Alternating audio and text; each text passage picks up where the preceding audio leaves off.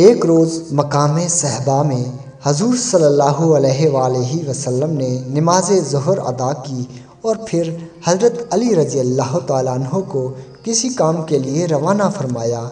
حضرت علی رضی اللہ تعالیٰ عنہ کے واپس آنے تک حضور صلی اللہ علیہ وآلہ وسلم نے نماز عصر بھی ادا فرما لی، اور جب حضرت علی واپس آئے تو ان کی آغوش میں اپنا سر انور رکھ کر حضور سو گئے۔ حضرت علی نے ابھی تک نماز عصر ادا نہ کی تھی۔ ادھر سورج کو دیکھا تو غروب ہونے والا تھا۔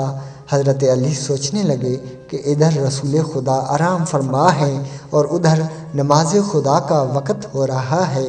رسول خدا کی استراحت کا خیال رکھوں تو نماز جاتی ہے، اور نماز کا خیال رکھوں تو رسول خدا کی استراحت میں خلل واقع ہوتا ہے۔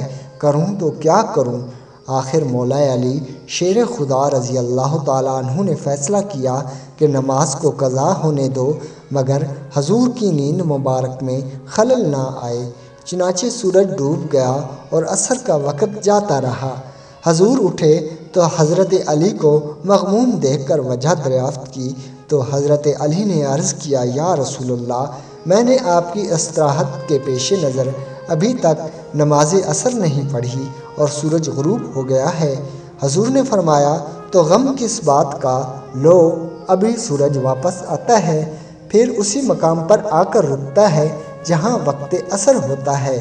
چنانچہ حضور نے دعا فرمائی تو غروب شدہ سورج پھر نکلا اور الٹے قدم اسی جگہ آ کر ٹھہر گیا جہاں عصر کے وقت ہوتا ہے۔ حضرت علی رضی اللہ تعالیٰ عنہ نے اٹھ کر عصر کی نماز پڑھی تو سورج غروب ہو گیا۔ سچی حکایات، حکایت نمبر 20، صفحہ نمبر 53۔